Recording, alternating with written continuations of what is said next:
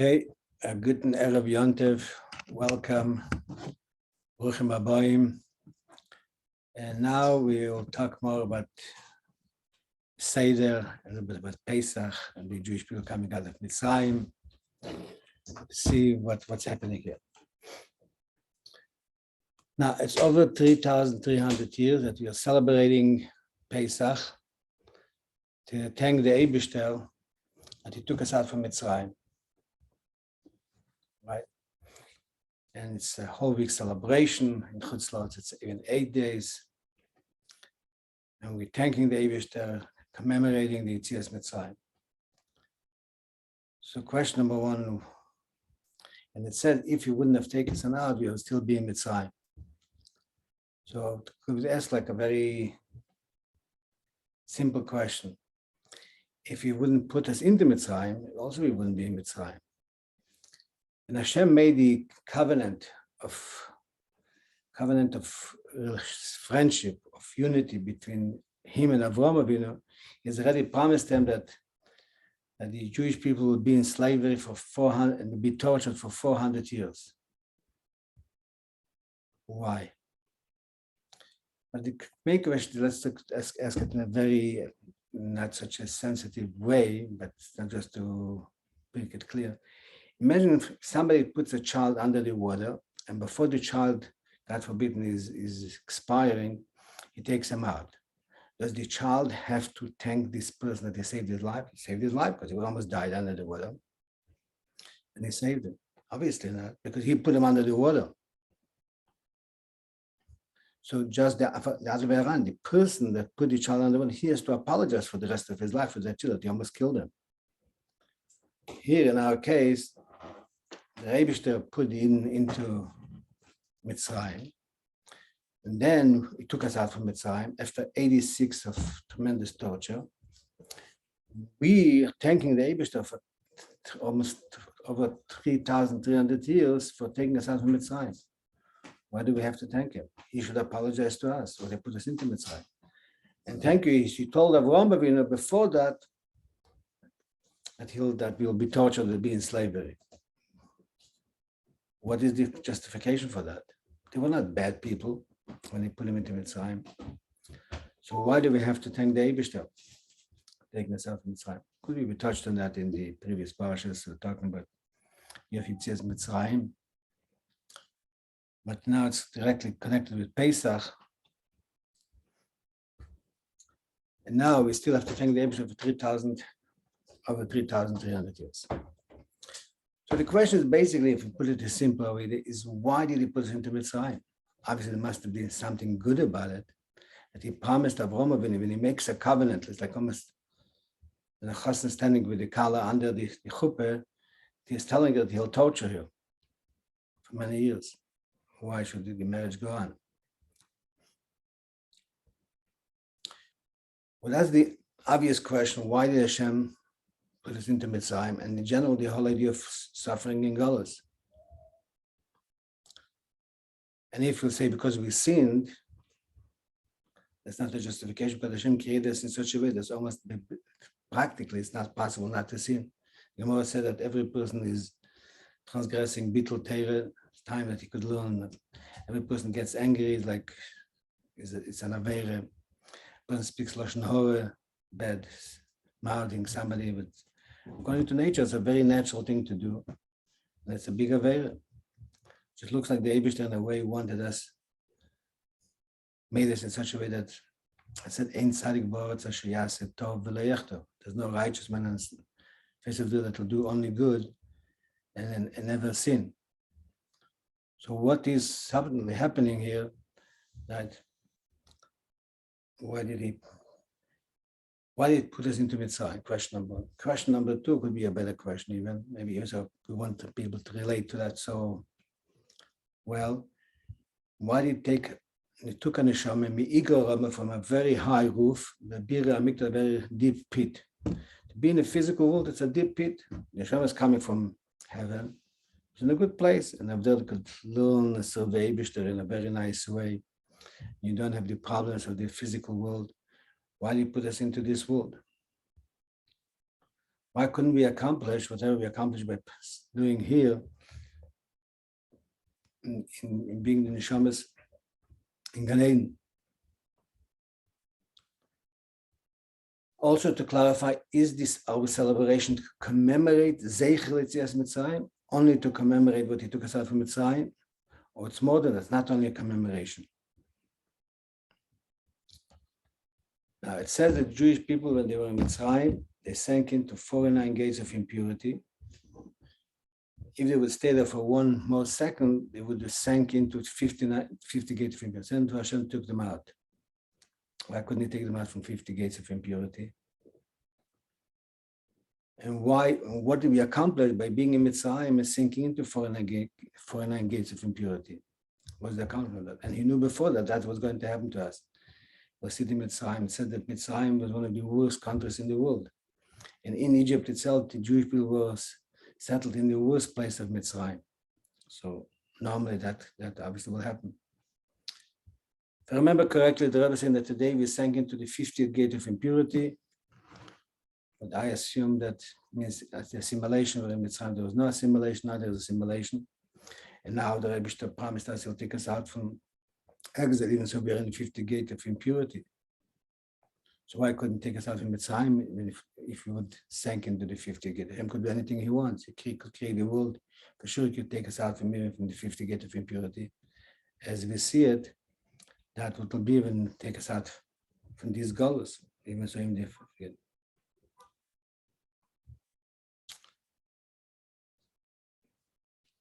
Maybe another very important question is, the Rabbi created the world for two things. Beis Reishis, Bereishis, Yisrael Shenikoim Reishis, for the Jewish people who are called Reishis, and for Torah that's called Reishis. So the world Hashem created and creating for two reasons, for the Jewish people and for the Torah. So how could it be that the world, so it could be in conflict of our ability to fulfill Torah mitzvahs? That shouldn't be possible. Because the whole world is created, if you create something for a certain purpose, you create it in such a way that it could fulfill that purpose.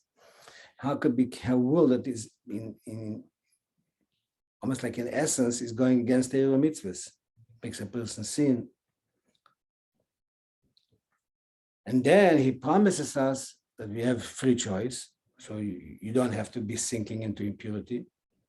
Yeah, well, that itself is a question. It means you have a free choice. If you're saying that every person is mevatel Torah, that means you don't have a choice in that. Mevatel Torah, there are other kind of things, natural things like that. That's impossible. So we say we have a free choice. Then he's saying a third idea, that we are guaranteed that we'll do tshuva. If ticha Torah sefer shuva, we are guaranteed that we'll do tshuva. So we're saying that we're in a world that's, first of all, practically majority of the mitzvahs when we are in Golos, we cannot do them. So what is the purpose in being in Golos if we cannot do the majority of mitzvahs? Then you're telling us we have a free choice in the mitzvahs even that we have a free choice. And we're telling you, with the free choice, you guarantee that you'll do Torah mitzvahs and you'll do tshuva and you'll transform everything into positive. So what is this purpose of this whole experience if you're guaranteed that it'll be fine? So why put me down into a place where it's so far? And then we'll have to use all different kind of chokhmas, if you want to call it. That is, even so you have a free choice, but still guaranteed that you'll do tshuva and you'll come to a higher level.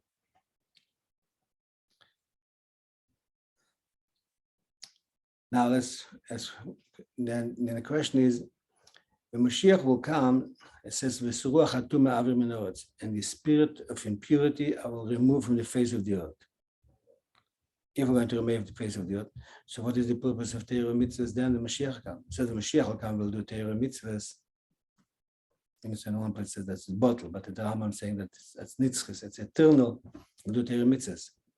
What is the purpose? If there'll be no impurity, so they don't have to refine any more, any no elevation of any sparks of balance. What's the purpose of Torah mitzvahs? So as I said, basically the question is, what is the whole idea that the going to Mitzrayim is part of the core level idea in the whole idea of Yiddishkeit, to a point that in the first covenant Hashem made with Avraham Avinu, he tells him that the Jewish people will be in slavery, right, and be tortured for 400 years. What is the purpose of that? So basically, we could say that it says that with descending, the whole purpose of descending is in order to ascend. That means that descending, if it's an absolute need to descend for ascent, so that means that is part of the, not only it's a preparation for the aliyah, for the ascent, but it's part of the ascent. And something, the whole purpose of the idea is just to accomplish, as I said, the descent is for ascent, then the descent is already part of the ascent. So, as we spoke about mentioned that before, a little bit the idea, a person by definition is in Mitzrayim. The fact that we are a created being, if we were created, we are how we're created, from what we are created, and part of creation, we are limited. So you could be a perfect being, but a perfect creation. But that still means you're in boundaries. So for somebody for some it's good, he's in boundaries, but in the boundaries, he has the best situation, what he needs. But then comes a situation where we say, no, the Rabbi is telling Avraham Avinu, I'm going to put you into exile. And from there, I'll take you out from there. And what I'll take you out of, with a tremendous wealth, not only a material, physical wealth that the Jewish people came out of Mitzrayim, main thing is with a spiritual wealth. And not only with a spiritual wealth, but with a spiritual wealth of Matan Torah, receiving the Torah. What does it mean? The Alter Rebbe is saying that the whole purpose of the Jewish people being in Mitzrayim, it says in Medrash also, is in order to prepare them for Matan Torah, to receive the Torah. What means receiving the Torah? Receiving Torah means to become higher than a creation. In the world, higher than everything else. Not only becoming a perfect creature, but going higher than that. So in order to come to the idea of Matan Torah, right, we had to nullify, let's say, the level of our existence, the Jewish people, but that comes in the idea of, we call it slavery. And this was not only slavery of hard working physically, was the slavery of the nullification, if you want to call it, of the Jewish people before even they were enslaved, actually when they had a good time, with the slavery of learning Torah. As it says, B'cheimer v'lveini, but the Jews were enslaved with clay and bricks. So Cheimer says there could be Kal B'cheimer, learning Torah, and toiling and learning Torah, that accomplishes also the nullification of your Metzias. V'lveini is the with Hilchase, to clarify halacha, has to be the Yegiyah in Torah. The purpose of Torah is the purpose of creation. Adam la'amal, the person is born to slave, to toil. Toiling means to be able to go out of your level, but you have to go to a higher level. But not only here, we're talking about only from a higher level, but to a higher level, going out of the level of creation to come to the level of creator. So coming back to the idea, we started with the question. We thank him for taking us out from Mitzrayim, but he put us into Mitzrayim. He created us, say, like Yosef, Adam Rishon, first man, he created him in Gan Eden. But that was also Mitzrayim, limited to whatever the maximum that could go. In order to go beyond that, we needed to break out of that limitation that as great as they were, I would call it from good to infinitely better. Because otherwise, if that wasn't the point, we have a simple shayla. Adam Rishon could have first eat from Eitz HaChaim, from the tree of life. Hashem should have told him, eat from the tree of life, then you could eat from the Eitz HaDas, and you'll be fine.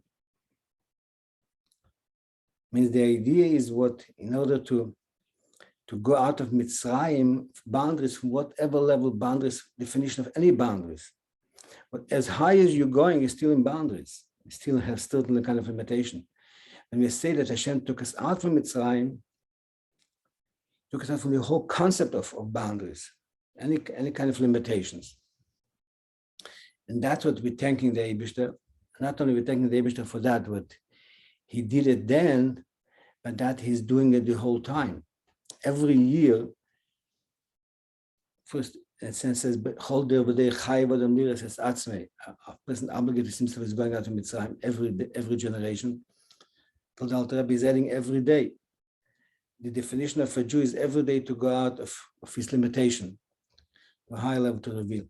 And that sometimes you could could do it only when you bring him into more limitation and he breaks out from there. When he breaks out from a lower limitation, that reveals a deeper kind of beyond limitation. Because the lower it goes, the source is higher. But again, the idea is not, so when we say Hashem put us in Mitzrayim, by the fact that he created us even as a perfect being, there's also still limitation. And to be transformed into beyond any kind of, that's why any kind of limitation, that is the celebration of Yetzias Mitzrayim. And that's when we were born as a Jewish nation. That means we were born a new nation from when being part of creation, we transformed as part of and one with the Creator. That becomes our whole being. And that little bit understand when Mitzrayim, the only same kin to 49 gates of impurity. That we were able to go out from it, and that should be a cause for an elevation. That if they would sink into the 50th gate, means then it's not a question of taking us out. Then becomes the 50th gate means the essence becomes negative. Then you have to recreate them.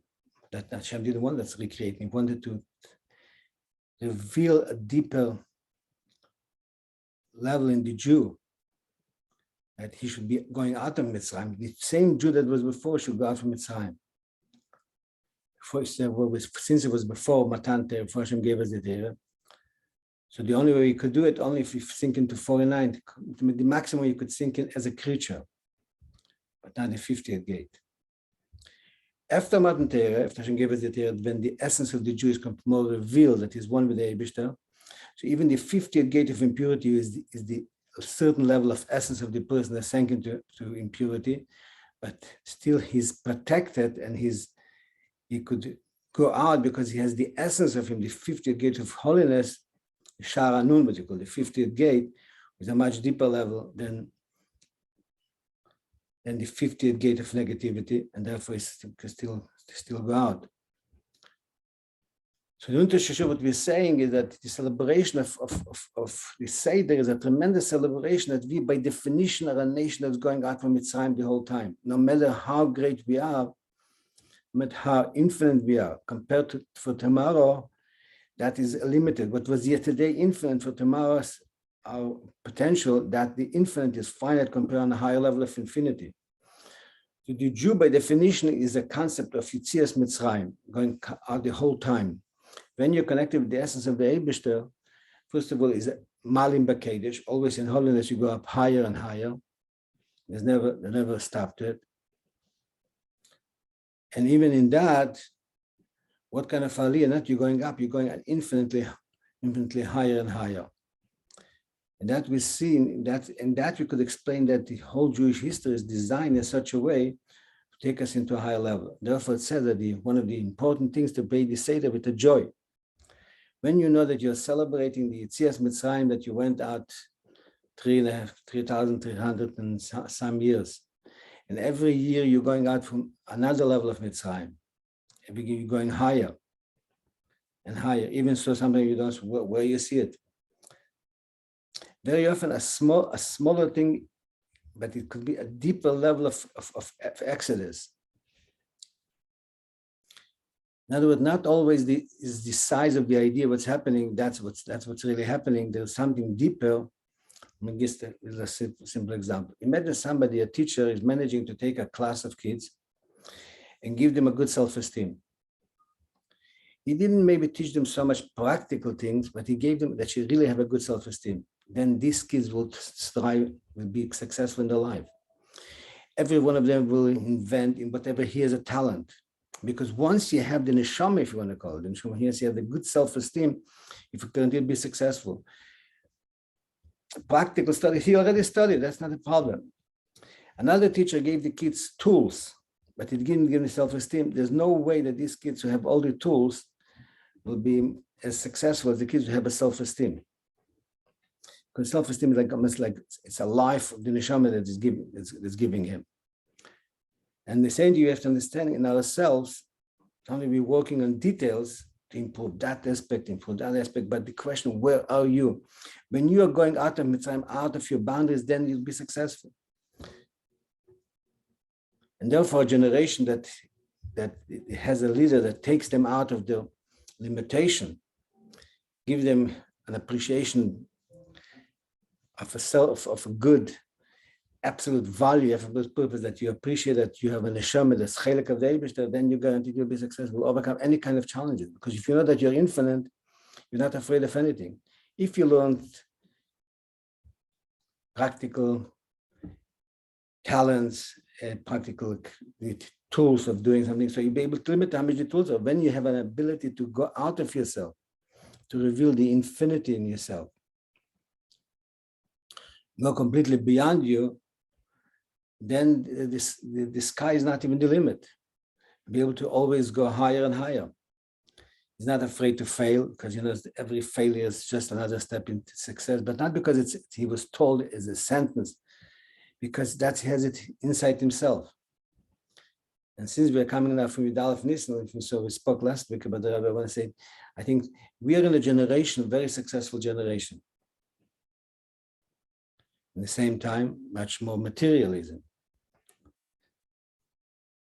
Why? Because the Nasi Adeh, the head of our generation, the Rabbi, gave us an neshama of appreciation, and some people who know, some people don't even know about it. But everyone becomes creative.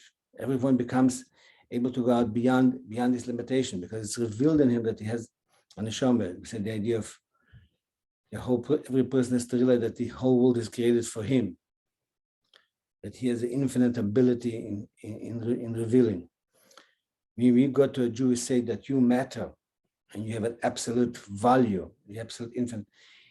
Even if he knows it in a collective subconsciousness, especially when he has it in certain kind of consciousness, I tell him that you're a Jew, and a Jew is beyond nature, and he takes it in a little bit, then he's able to go further and further. It doesn't stop, because he's not trapped in his talents, even in his abilities.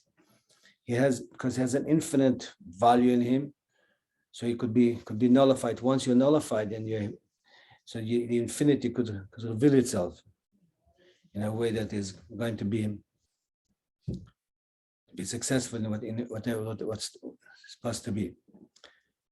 And therefore, the Rambam writes that that through history, normally the Jewish people were in trouble financially, majority of history. Why? Because if they would be successful, they would drown.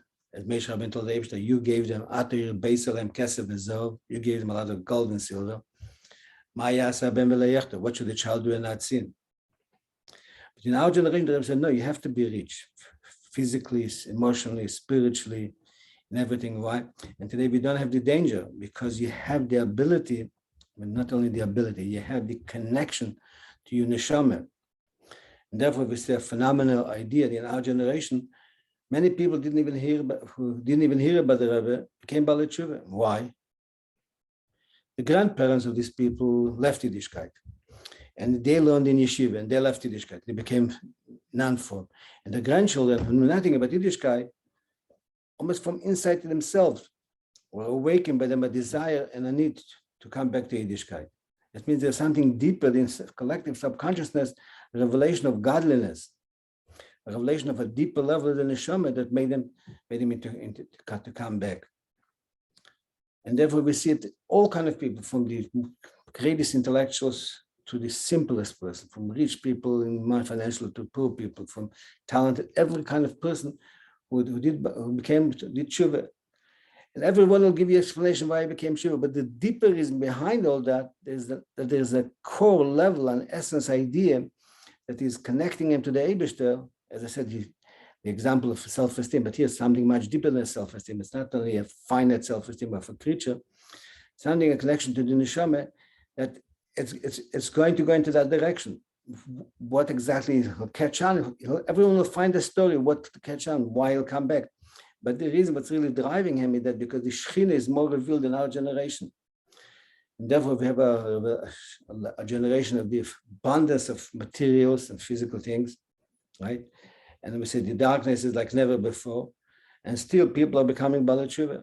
Not only people become Baalei Teshuva, even people who are not from, even the from people become Baalei Teshuva. Realize that education is more important and deeper. And we go out from our boundaries of our appreciation of Yiddishkeit to go beyond that, to see that it's a much infinitely more deeper connection to the Eibishter. And that's why it says in the Agoda, they're saying that we have to know where we're coming from, that our forefathers were idol worshippers, which means they were limited. They were trapped in the idea of the world is a Metzias, is a limited being, and they are limited. That's the idea of idol worship, that cannot see that God penetrating them completely, to be completely one with them. And now we could and we are, right? Completely transform it and reveal it, not only in ourselves, but in people around us. That's what Rabbi came out with, the idea of the campaign of giving out matzahs. Every Jew in the world should get round matzahs, handmade matzahs, and they should eat it the night of Pesach, because they said eating the matzah is the full of emunah, full of that wakes up reveals the emunah, the belief in the Eibishter. It means it wakes up the neshama, and therefore it heals the person from all his problems, that if he feels that his absolute value, then all his circumstances, everything will become completely nullified. There's no problem with them. So on that note, we have to remember that we are going out from Mitzrayim, Erev Pesach, and Pesach for sure, the Seder of the God of Mitzrayim. We should go out from Mitzrayim completely now. Tomorrow we should bring from the Pesachim, the Zvachim, the Korbanos, let's bring from Korban Pesach, Mashiach now, Beis HaMikdash now, Mamish. All the best.